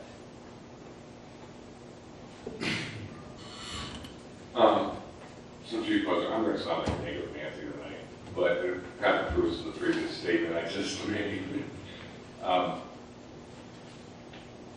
To me, when I look at this differential schedule you're proposing, it seems like a double dip raise. Because it's set up that you have a percentage, right, over the highest paid lieutenant. And then so when the lieutenants get a pay raise, the captains get a pay raise. But then you're going to increase that percentage as well. So not only are you getting that pay raise that they were automatically going to get, they're going to get an additional percentage on top of that again. Does that make sense? That is correct, yes. So then it becomes, it just seems, why not just leave the differential the way it is? You're already getting a pay raise. When you give a pay raise to blue, gold gets a raise, captains get a raise, then by virtue you also get a raise because you guys are all set on differentials. Why are we trying to increase the gap between the different areas? Like I said, because it's been done historically throughout the years, the differentials have always been the same. The captains don't have the ability to bargain, as they're not part of the union, so they don't even have the opportunity to bargain over their wages. But they get the benefit of others bargaining. They do, yes. But so I feel it's up to me to try to do what I can for them. And in the end, it's up to you all.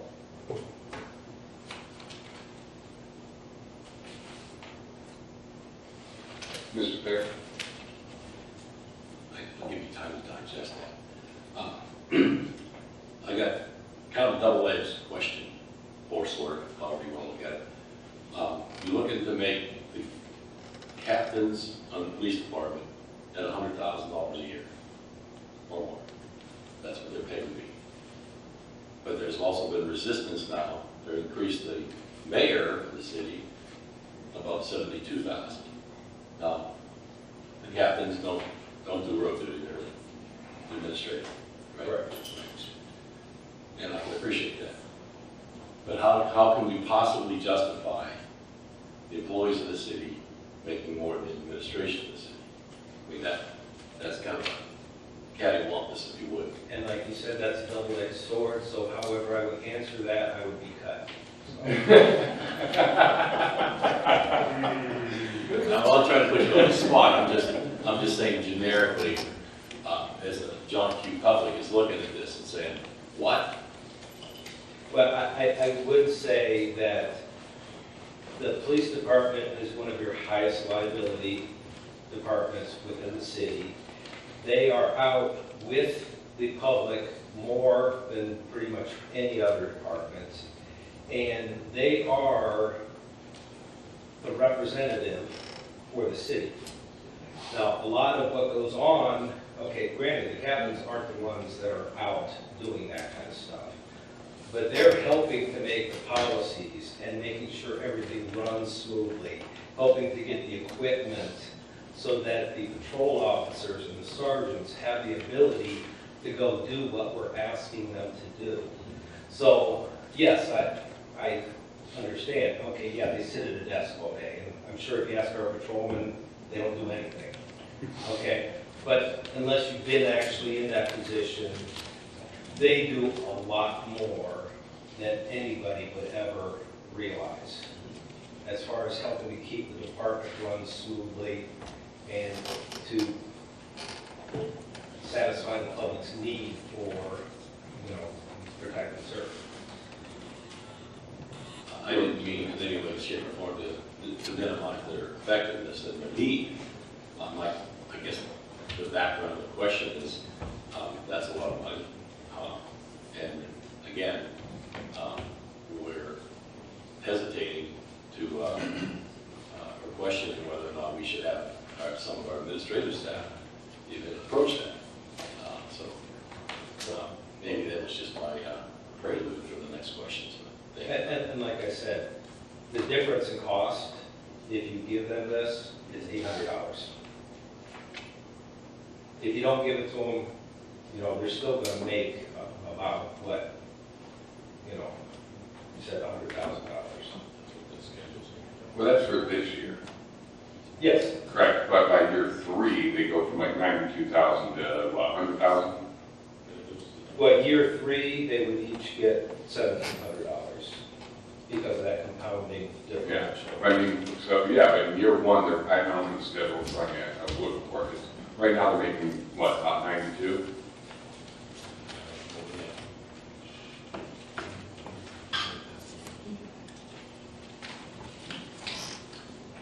Uh,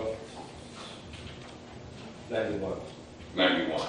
And then by the end of 3 years, this schedule would put them at what, 100? 99. 99. So it's an $8,000 pay raise over the course of 3 years. That seems pretty healthy. Almost 10%. And then on top of that, and this is for transparency, I'm going to say this is no reflection on Chief Moser, but I feel like council needs to know, so I apologize that I put this out here. But the chief also has a 19.7% 19.7% differential as well. So just keep that in mind, that differential works its way all the way up, right? So when you give the captains, then the chief also receives. And if it matters,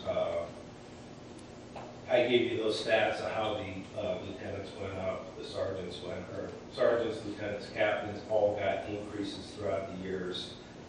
I've never asked for an increase on mine. It's more about taking care of the other. All right, this will be up for second reading on Monday. Are there any other questions or discussion? Mr. Sneed.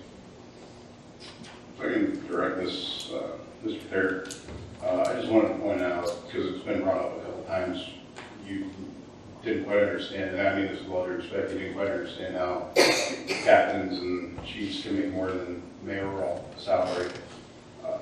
this happens on multiple levels of government. Even the President of the United States is, he makes less than his chief medical advisor, who makes $420,000, while he makes $400,000. There's members of the Veterans Health Administration that also make $464,000. So I don't believe this is uncommon. That's the only comment I had to add to that. Thank you. Just to kind of put that in perspective, I don't have rates for captains. Captains are kind of a strange position. In some departments, they may be called a major that does the job what our captains do, and usually those positions aren't unionized, so we can't really get served data to find out where the average rates are. But I did find out through the Ohio Municipal League, and this is the chief's position, but it carries on down through. Other departments in Ohio, based on the similar population, the chief's percentage is 14% lower than the average. For department size, we're 16% lower. When you combine both of them, we're 12% lower for departments that have both population size and department size that are similar to us. So if you take that down, while yes, okay, that may sound like a lot, when you look at average for the state of Ohio for similar sized departments, similar sized populations, we're still significantly lower than these other departments.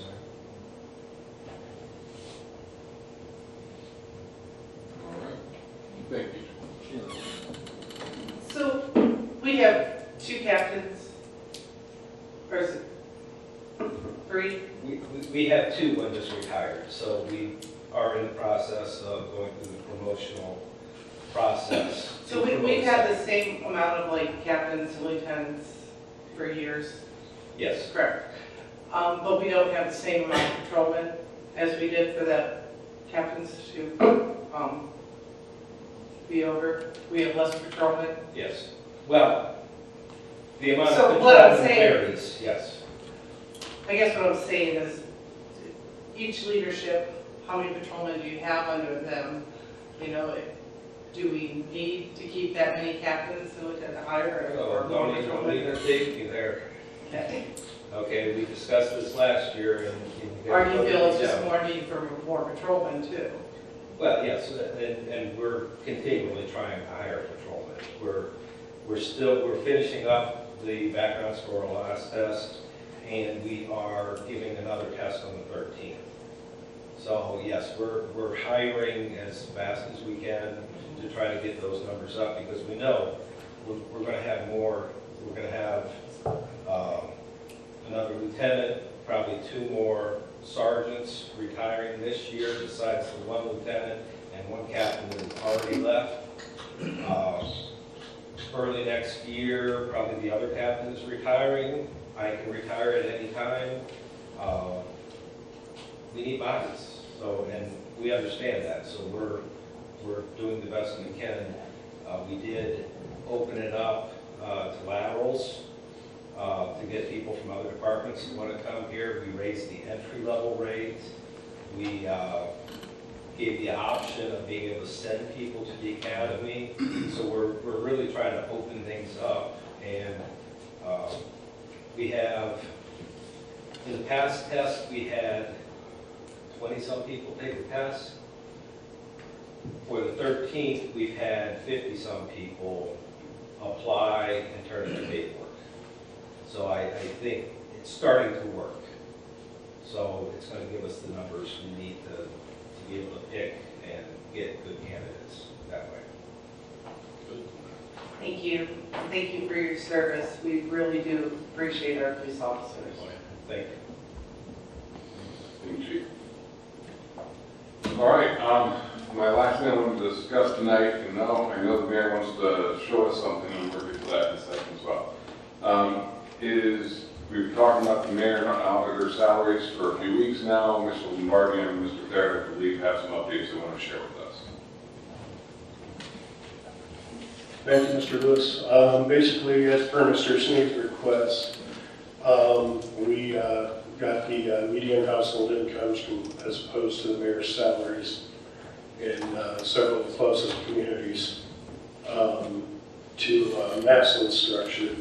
And as you can see, Massillon rates about the center of the median household income on this, while our mayor is grossly below what the rest of the communities pay. And even the proposed is still below what most communities are paying in the same brackets. And I believe that satisfied all the questions that we had outstanding on this. I had a question. I asked what year was the mayor's salary implemented? It's been more than 20 years ago. That's all I can tell you. Nobody can Are tell we able you. to find an ordinance? Are we able to find something with that dollar? I have no idea how we would go about getting that, but I was told that it was more than 20 years ago at least. At least. You were told. I'm struggling with that because I don't have evidence of that particular rate. How long have you been on council, Mrs. Greenlee? This is my 4th term. Okay, so that would be 8 years. So it hasn't been 8 years, correct? Correct. So it's been at least 8 years ago. Well, 8 years is different than 20 years. Okay. So that's kind of where I'm trying to establish a timeline on this. I'm not saying I'm not against a raise, but I'm looking at the cities that we were initially given and the choice of cities that were placed on this spreadsheet today. You know, 3 of those cities are in Cuyahoga Falls. And I'm sorry, but you can't compare Massillon to a city in Cuyahoga Falls. I mean, Cuyahoga County, excuse me, up in Cleveland. I kind of want to get a better sense, you know, of some other cities, because those 3 cities listed here, I'm throwing those completely out because they're in Cuyahoga County. And anything you drive up north, I work in Summit County, wages are higher in Summit County, and the more north you go, wages increase as you go north. So I'm just kind of hesitant at the information provided tonight. I want to see a true comparison and kind of go from there. Well, I guess what I can suggest is that you can go look it up the same as I did on the internet. All the information's out there. If you can then compare whatever cities you want to see, and you'll get your feel for what's you know what everybody's sitting at. And based on my finding, then I would come back and throw out a dollar figure. Like that's kind of how I'm feeling right now with we're just throwing out a dollar figure Okay, based well, on I get what you're saying. So at this point, let me just kind of rein this in a little bit, because we've been talking about it for a while. Mr. Lombardi, Mr. Gray, do we want to put this on the agenda for Monday? That's what it comes down to. I mean, I don't have a problem with it. Yeah, I agree. We'll see reason not to put it on the agenda to so consider. Then the number we're considering is going to be 90,000 and 77,000. If someone has an alternative number based off of any information they may or may not have, they are welcome to present that at any time for amendment to the ordinance. Mr. Sneed. In response to Joe, I did do exactly what Mr. Lombardi is proposing, and I'll be happy to supply each of these to anybody who wants one right now. I did print off copies for you. I pulled Barberton City, Wadsworth City, Canton City, Orville, and Massillon, and my numbers are comprised of an average between 2016 and 2020 in 2020 dollars. So I can pass these over. I'm sure Joe would like a copy. I'm sure Mr. Lombardi and Mr. Fair would like a copy. But Does this have the mayor's salary on it? that's not the mayor's salary. This is the average median income. So my numbers are a little bit different than what's presented in front of me here, but not by much. However, I also did print out an article stating from Cleveland.com, the Northeast Ohio Media Group, a representative there stated that the mayoral salary is zigzags across the board and is averaging, granted this is a little bit older, but averaging about $70,000. So I would be willing to go a little bit, but asking for an increase of $19,513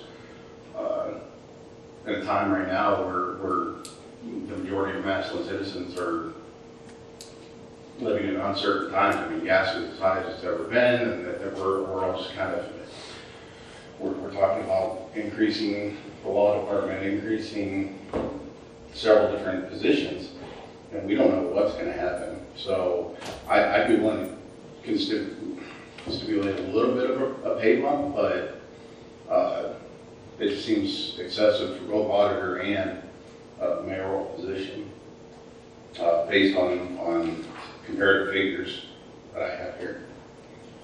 I haven't seen those figures.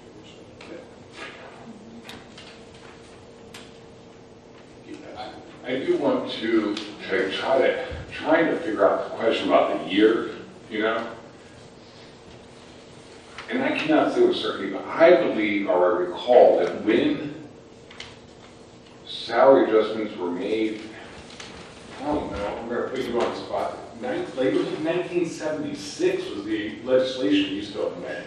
Remember, we used to have to always amend legislation number blah, blah, blah, 1976, so the pay scale for so-and-so.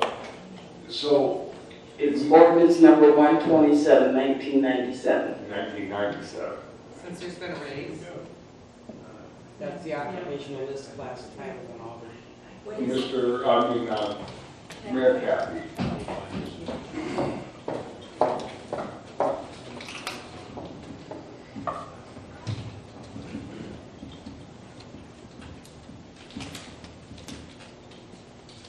So when you think back, some of you were on council when I was there, Ed, no, Jim.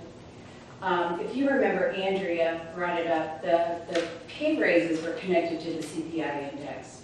And so when I left and became the mayor, Andrea was in Ward 3. She brought it forward and had that stopped, if you can recall. And so then you all put it back 2 years ago. And so it's back in place now, so it's based on the CPI index. But I do want to go on record. I mean, no one has asked me, but I have not asked for a raise. I just want everyone to know that. I just want to be clear. And I really don't have, a need to have more money. What I would rather have, and I've shared this with Mr. Lewis, I would rather have another position in my immediate administrative staff. That's what we really need. Barb does an amazing job, but she works very, very hard. And so we used to have a safety director and a service director, if you remember. That's what I would propose. If you want to do anything with the money, that's what I would propose, and have somebody over safety in this city. That would be vital. That's what I would appreciate. I'm not asking for more money. I'd rather have another position, if you want to know what I want. So I just would like to go on record saying that. I know it probably threw a wrench in your whole plan, but I'm sorry. I just want you to know that day to day, that's what I need.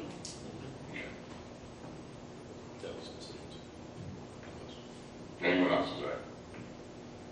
Mr. There. Again, maybe a slight point of reference. Percentage raises in that range have precedent here. While I was on the fire department, there was a contract, we did get a 15% raise. That was after a fair time with no raises. And that was hard fought at the time, but it retained some good firefighters and medics. And again, that's what we're talking about here, is keeping the competitiveness with the position and commensurate with the salaries that we're offering. So that was the whole idea. I totally agree. I think it's time for us to seriously look at splitting that position. It is true. The city is growing, continues to grow, the need for enough eyes out there to help with that, I believe is very important. And I'm glad you brought that up. Thank you. And the safety director, I mean, I have thought about this for 2 years now, and I brought this to you a while ago, and I said, look, I'm not asking for it yet, but I would like you all to start thinking about it, because we have a disaster recovery plan the safety officer could be over. There's so many things we could do to split those positions, and yes, everybody likes more money, but that is not what I truly need. What I truly need is another person. I think, well, this will definitely go 3 readings, so we're gonna have another couple months to discuss it and hash it out. And like I said, I didn't mean to cut it off my head, I just wanted to say, please, we can adjust the number. I just wanted to establish whether or not we were gonna get on the agenda first. If the number needs to be adjusted, then so be it. Yeah, and I'm going to go back to saying that, you know, I am not against a raise, but I need to justify this to my constituents, because when they start seeing this on social media, they start seeing it in the newspaper, they're asking, where is this number coming from? And yes, you can pull data from the internet and pull, you know, the population, the, you know, income, but we need hard evidence before we determine a salary moving forward. And that's what I'm asking right now, is to just be sure that whatever dollar amount we're going to attach to this, that it's based on our surrounding area and communities similar to us. And I have a concern with the document in front of me tonight. So, thank you. All right, Kathy. Can I present this, Yeah. please? Okay.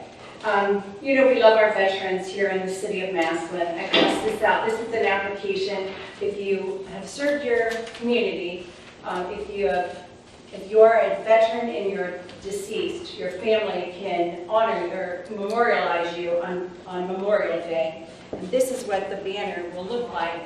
Whoops.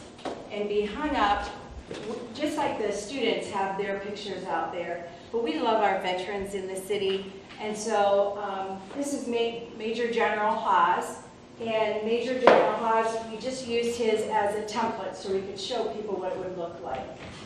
These are $75 if you want to sponsor one. On Memorial Day, they're for all deceased veterans. On July 4th, they're for active veterans. And then on Veterans Day, they're for veterans that have served the country and have retired. So no one will be turned away. I'm working with Terry Roan, and we have a patriotic committee in the city. Working with Terry, and they're $75 if you want to sponsor one. We have 110 spots that we can place these up, and this would be one side, and then another photo would be on the other side. But I wanted to share this with all of you. If you have a loved one that you want to memorialize or honor, you can do either one. And so you have the application now, but I wanted you also to be able to share that with your constituents. So if they have someone in the community, and if this goes over really, really well, we may be able to add more brackets and take it even further up Lincoln Way.